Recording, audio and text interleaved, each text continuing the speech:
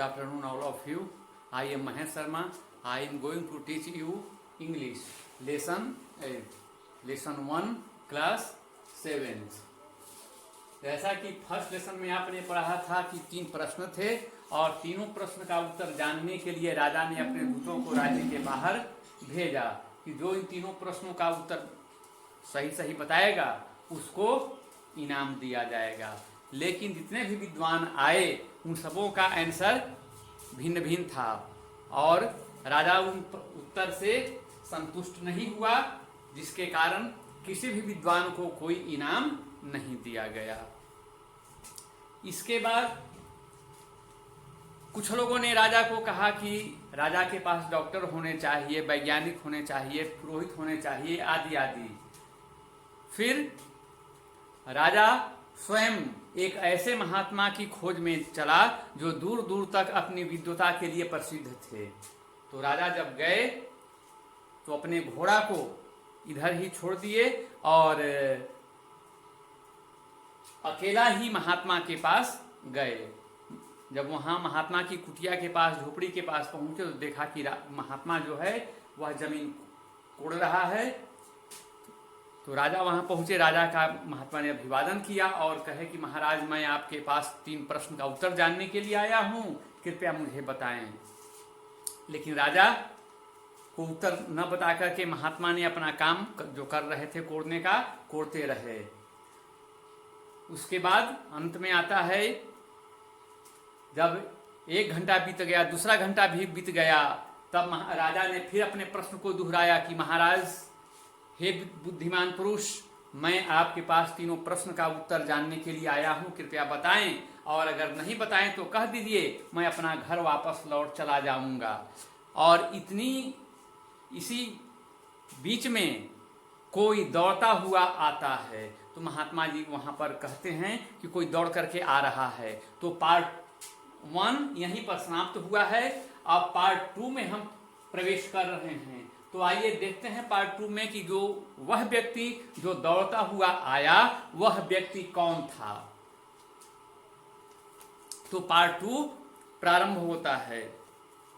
The king turn round and सा ए bearded man. राजा पीछे मुड़ा एंड सा और देखा, किसको? ए बियर्डेड मैन, एक दाढ़ी वाला आदमी को।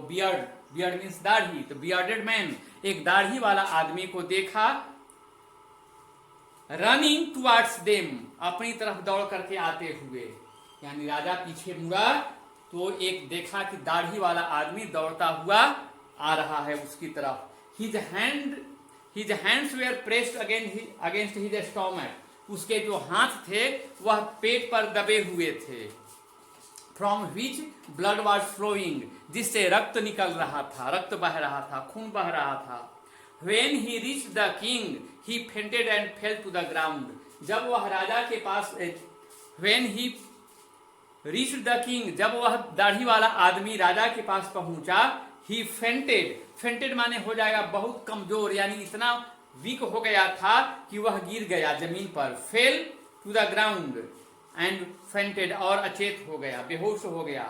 The king and the hermit, जब बेहोश होकर गिर पड़ा तब राजा और महात्मा, the king and the hermit, removed means हटाया, द मैन्स क्लॉथिंग, उस आदमी का कपड़ा।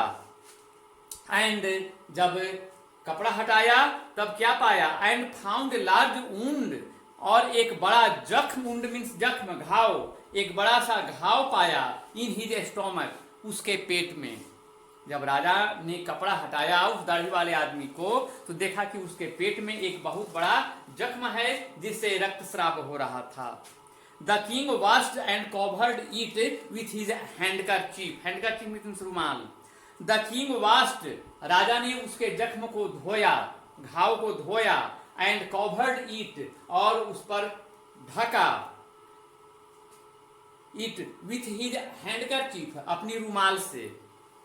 But the blood would not stop flowing, परंतु फिर भी खून का बहना बंद नहीं हुआ था। द किंग रीड्रेस्ड द वुंड, राजा ने घाव को फिर उसको पट्टी बांधा। until at last the bleeding stopped, और तब जाकर के खून का बहना रुका। जब खून का बहना बंद हो गया तब उसके बाद है second paragraph, the man felt better and asked for something to drink. तो जब खून का बहना बंद हो गया, द मैन फेल्ट बेटर, तो उस आदमी ने अब कुछ पहले से अच्छा महसूस किया। And asked for something to drink, और कुछ पीने के लिए मांगा, कुछ पीने के लिए कहा। The king bought fresh water and give it to him, तो राजा ने ताजा जल लाकर उसे दिया पीने के लिए। By this time the sun had set, इस समय तक अब यानी अब तक सूरज डूब गया था। And the air was cool, और हवा भी ठंडी हो गई थी।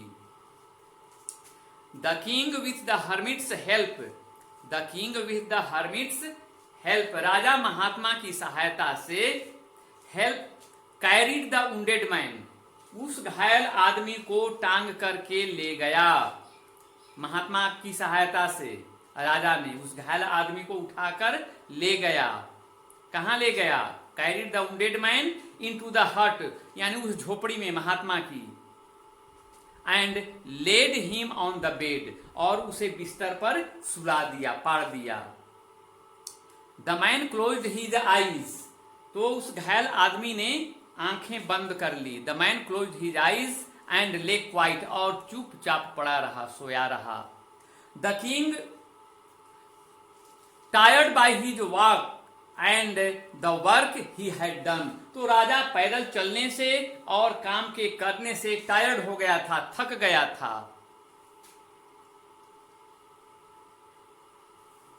Tired by his walk and the work he had done, जो काम किया था उससे राजा थक गया था काम करने से।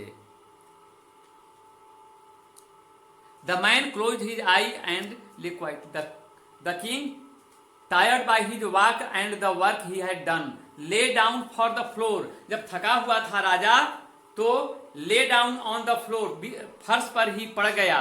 एंड स्लेप्ट, और सो गया। थ्रू द नाइट, रात भर सोया रहा जमीन पर ही पड़ करके, क्योंकि घायल आदमी को सुला दिया था बिस्तर पर, और राजा स्वयं जमीन पर लेट गया और रात भर थका रहने के कारण सोया रहा। When he awoke, जब वह जगा, it was several minutes before he could remember, जब वह जगा, जब राजा की नींद टूटी तो उसे कुछ मिनट तक सोचने में लग गया। It was several minutes before he could remember कि where he was, कि वह कहाँ था, और who the strange bearded man, और वह दाढ़ी वाला अनजान आदमी कौन था। Lying on the bed was, जो बिस्तर पर पड़ा हुआ था। तो राजा को कुछ मिनट तक याद करने में लगा कि वह घायल आदमी कौन था जो बेड पर पड़ा हुआ है। पैराग्राफ चेंज हो रहा है। Forgive me, said the bearded man in a weak voice when he saw that the king was awake. Forgive me, दाढ़ी वाला आदमी कहता है फॉरगिव मी, मुझे क्षमा करें। सेड द बियर्डेड मैन, दाढ़ी वाले आदमी ने कहा इन ए वीक वॉइस, धीरे से शब्दों में, धीरे से आवाज में कहा कि मुझे क्षमा करेंगे। When he saw that the king was awake, जब उसने देखा कि राजा जग गया है, यानी जब घायल आदमी ने देखा कि जब राजा जग गया है तो उसने कहा कि कृपया क्षमा करेंगे। तब राजा क्या कहते हैं? I do not know you and have nothing to forgive you for, मैं तो तुम्हें जानता तक नहीं और तुम क्षमा मांग रहे हो। सेड द किंग, राजा ने कहा, राजा ने कहा कि मैं तुम्हें जानता तक नहीं हूं और तुम कह रहे हो कि क्षमा करूं। तब वह घायल आदमी क्या कहता है? यू डू नॉट नो मी, आप मुझे नहीं जानते हैं, बट आई नो यू, परंतु मैं आपको जानता हूं। घायल आदमी ने जवाब दिया कि महाराज मैं आपको जानता हूं, आप भले मत हमको जाने। I am that enemy of yours, मैं आपका वह शत्रु हूं, वह दुश्मन हूं। Who so revenge on you, जो आपसे बदला लेना चाहा। मैं आपका वह शत्रु हूं कि मैंने आपसे तो बदला लेना चाहा था, सो रिवेंज ऑन यू। क्यों बदला लेना चाहता था? Because you put my brother to death, क्योंकि आपने मेरे भाई की हत्या कर दी थी। एंड सीज्ड माई प्रॉपर्टी, और मेरी संपत्ति भी हड़प ली थी, इसलिए मैं आपको मार देना चाहता था, मार देने की कसम खाई थी। तो क्यों कसम खाई थी दाढ़ी वाले आदमी ने मारने की राजा को? क्योंकि राजा ने उसके भाई को मार दिया था और उसकी संपत्ति को भी जब्त कर ली थी, इसलिए दाढ़ी वाला आदमी चाहता था कि राजा को हम मार दें। कैसे? यानी दाढ़ी वाला आदमी को पता चल गया था कि राजा महात्मा से मिलने के लिए गया है और अकेला उधर से लौटेगा, तो लौटने के समय हम उसे बीच रास्ते में हम छिप जाएंगे और राजा की हत्या कर देंगे। तो दाढ़ी वाला आदमी उसे मार देना चाहता था। आई न्यू, मैं जान गया था कि you had gone alone to see that hermit, मैं जान गया था कि आप उस महात्मा से मिलने के लिए अकेला जाएंगे। And I made up my mind to kill you on your way home, और मैंने अपने दिमाग में ये बात बैठा लिया था कि घर लौटने के क्रम में मैं आपकी हत्या कर दूंगा। बट द डे पास्ट, परंतु दिन बीत गया। And you did not return, और आप घर वापस नहीं लौटे। So I left my hiding place, इसलिए मैं छिपे हुए स्थान को छोड़ दिया। And I came upon your bodyguard, और मैं तुम्हारे अंगरक्षक के पास आ गया। हु रिकॉग्नाइज्ड मी, जिसने मुझे पहचान लिया। एंड वुंडेड मी, और मुझे घायल कर दिया। आई स्केप्ड फ्रॉम हिम, स्केप्ड मतलब होगा भागा। तो जब घायल कर दिया आपका अंगरक्षक, तो आई स्केप्ड फ्रॉम हिम, मैं उसके पास से भागा। But I should have died, परंतु मैं तो मर ही जाता। If you had not dressed my wounds, अगर आप मेरी घाव पर पट्टी नहीं बांधते तो, यानी अगर आप मेरी घाव पर जख्म पर पट्टी नहीं बांधते तो मैं तो मर ही जाता। I wished to kill you, मैंने तो आपको मार देना चाहता था। And you have saved my life, और आपने मेरी जान बचाई है। मैं आपको मारना चाहता था, लेकिन आप जो हैं सो मेरी जान बचा दिए। नाउ इफ आई लिव, अगर अब मैं जिंदा रहूंगा तब आई विल सर्व यू, मैं आपकी सेवा करूंगा। कैसे? As your most faithful servant, आपका सबसे वफादार नौकर बन करके। अगर मैं अब जिंदा रहा तो मैं आपका सबसे वफादार नौकर बनकर आपकी सेवा करूंगा। And will order my sons, और मैं अपने बेटों को भी, पुत्रों को भी ऑर्डर करूंगा, आदेश दूंगा। टू डू सेम, ऐसा ही करने के लिए, यानी मैं तो सेवा करूंगा ही, मैं अपने पुत्रों को भी आदेश दूंगा कि तुम राजा की सेवा करो। फॉरगिव मी, मुझे क्षमा करें। पैराग्राफ चेंज होता है। The king was very happy to have made peace with his enemy so easily. The king was very happy, राजा बहुत प्रसन्न हुआ कि एक शत्रु को, एक दुश्मन को इतनी आसानी से हम मित्र बना लिए, यह जानकर राजा बड़ा प्रसन्न हुआ। And to have on him over as a friend, और उसे मित्र बना लिया, उसके साथ मित्रता का व्यवहार किया। ही नॉट ओनली फॉरगेव हिम, वह उसे केवल क्षमा ही नहीं किया, बट सेड, परंतु उसने कहा, he would send his servants, क्या कहा? सेंड हिज सर्वेंट्स, अपने नौकर भेजने के लिए। एंड हिज ऑन डॉक्टर्स, और अपना चिकित्सक भी, अपना डॉक्टर भी भेजने के लिए कहा। किस लिए? टू लुक आफ्टर हिम, उसकी देखभाल करने के लिए, यानी घायल आदमी की देखभाल करने के लिए और सेवा करने के लिए राजा ने अपना नौकर और अपना डॉक्टर भी भेजा।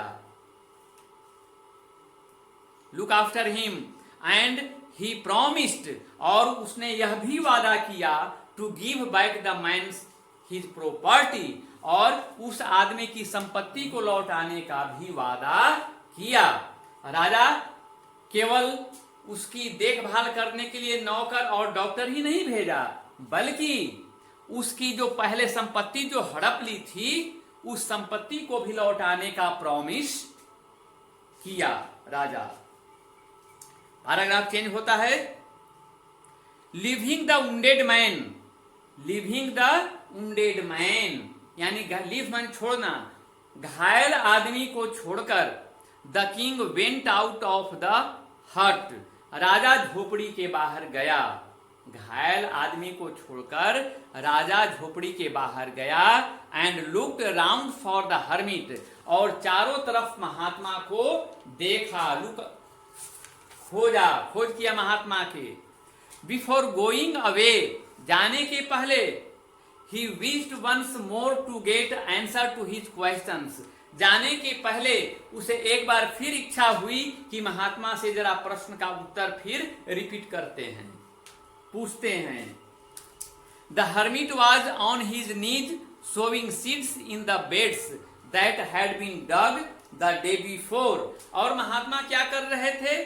The hermit was on his knees, महात्मा घुटनों के बल झुके हुए थे और झुक करके सोविंग सीड्स, बीज बो रहे थे, इन द बेड्स, क्यारियों में, दैट हैड बीन डग, जो उन्होंने कोड़ा था, द डे बिफोर, एक दिन पहले। महात्मा जी झुक करके बीज बो रहे थे जो एक दिन पहले जमीन को कोड़े थे, उसी में। The king went up the hermit, the king went up the hermit, राजा महात्मा के पास गए। एंड सेड, और कहा, क्या कहा? Forgive the last time, for the last time, अंत समय में, I beg you to answer my questions, मैं आपसे प्रश्न के लिए रिक्वेस्ट करता हूं, निवेदन करता हूं। लास्ट टाइम मैं आपसे अब रिक्वेस्ट करता हूं। I beg to you answer my questions wise man, wise man, मैं आपसे अंतिम बार अब रिक्वेस्ट करता हूं कि मेरे प्रश्न का उत्तर कृपया दे दें। तब महात्मा क्या कहते हैं? You have already been answered, यानी आपको उत्तर दे दिया गया है, आपको उत्तर दे दिया गया है। कैसे दे दिया गया है? Said the hermit, still bending down to the ground, महात्मा ने कहा, स्टिल बेंडिंग, झुके हुए अवस्था में ही, टू द ग्राउंड, जमीन पर झुकी हुई अवस्था में ही महात्मा ने कहा कि आपको आंसर दे दिया गया है। And looking up at the king, और राजा को देखते हैं। As he stood before him, जैसा कि उनके समक्ष खड़े हों। How have I been answered, मुझे उत्तर कैसे मिल गए हैं? राजा ने कहा कि how have I been answered, how do you mean, आप कैसे उत्तर दे दिए हैं, आपका क्या अभिप्राय है, क्या अर्थ है कहने का? तब महात्मा कहते हैं, डू यू नॉट सी, क्या आपने नहीं देखा? रिप्लाइड द हर्मिट, महात्मा ने जवाब दिया। इफ यू, देखिए महात्मा जवाब दे रहे हैं कैसे, कि आपका उत्तर दे दिया गया है, कैसे दे दिया गया है, आइए ये देखते हैं। महात्मा कहते हैं कि if you had not pitied my weakness yesterday, pitied माने दया करना, अगर आप मेरी कमजोरी पर कल मेरी दया नहीं करते, and had not dug these beds for me, और आप क्यारी को नहीं कोड़ते मेरे लिए, मेरे बदले में, तो you would have gone away, जब नहीं कोड़ते क्यारी तो यहां से आप लौट गए होते। Then that man would have attacked you, तब वह आदमी जो छिपा हुआ था आपको मारने के लिए, वह आप पर, आप जाते घर लौट जाते तो घर लौटने के क्रम में वह आप पर आक्रमण कर देता। Then that man would have attacked you, तब वह आदमी आप पर आक्रमण कर देता। You and you would have wished you had stayed with me। और यदि आप कल मेरी कमजोरी पर दया करके मेरे लिए क्यारियां नहीं खोदते तो आप चले गए होते। So the most important time was, इसलिए सबसे महत्वपूर्ण समय था when you were digging the beds, सबसे महत्वपूर्ण समय था आपके लिए जमीन का खोदना कोड़ना। And I was the most important man, और मैं आपके लिए सबसे महत्वपूर्ण व्यक्ति था। And to do me good was your most important business, और आपने जो मेरे बदले में काम किया, यानी जमीन कोड़ने का जो आपने काम किया, वह सबसे आपका महत्वपूर्ण काम था। आफ्टरवर्ड्स, इसके बाद, when the man ran to us, उसके बाद वह आदमी दौड़ा हुआ आया। The most important time was, और सबसे महत्वपूर्ण समय था when you were caring for him, सबसे महत्वपूर्ण काम आपका था उसका ख्याल करना, देखभाल करना।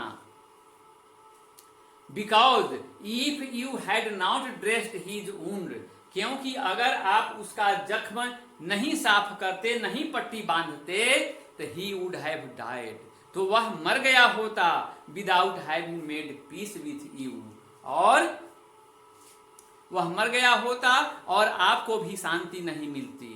So he was the most important man, इसलिए वह व्यक्ति जो था सबसे महत्वपूर्ण व्यक्ति था। And what you did for him, और उसके लिए आपने जो किया, was your most important business, वह आपका उसके लिए सबसे महत्वपूर्ण काम था। पारा चेंज होता है। रिमेंबर देन, तब याद रखो, there is only one time, there is only one time, यानी एक ही समय सबसे महत्वपूर्ण है। और that is important and that time is now, और वह समय है अब, now. It is the most important time, यह सबसे महत्वपूर्ण समय है। Because it is the only time we have any power to act, क्योंकि it is the most important time, यह सबसे महत्वपूर्ण समय है। Because it is the only time, क्योंकि यही वह समय है। We have to any power to act, हमें किसी काम को करने का यह वही समय है। अब लास्ट पैराग्राफ है। The most necessary person is the person, the most necessary person is the person you are with at a particular moment, यानी सबसे महत्वपूर्ण व्यक्ति वह होता है जिसके साथ आप किसी विशेष समय में होते हैं। पार्टिकुलर मोमेंट, मोमेंट माने क्षण या समय, यानी सबसे महत्वपूर्ण समय उस व्यक्ति के लिए वह होता है जिसके साथ आप उस क्षण उस समय में होते हैं। फॉर नो वन नोज, कोई नहीं जानता, what will happen in the future, कोई नहीं जानता है कि भविष्य में क्या होगा। And whether we will meet anyone else, और हम लोग किससे मिल भी पाएंगे। The most important business, the most important business, और सबसे महत्वपूर्ण काम is to do the person good, उस व्यक्ति के लिए अच्छा करना होता है। सबसे महत्वपूर्ण कार्य उस व्यक्ति के लिए करना होता है। बिकॉज, क्यों होता है अच्छा, क्योंकि because we were sent in this world, संसार, क्योंकि हम लोग इस संसार में भेजे गए हैं। फॉर दैट पर्पस एलोन, इसी उद्देश्य से हम अकेला भेजे गए हैं, यानी कि किसी की सहायता करें। Now second part has last. This lessons meaning and question answer send to WhatsApp. Please check this and do your fair copy. Thank you. Stay home, stay fit.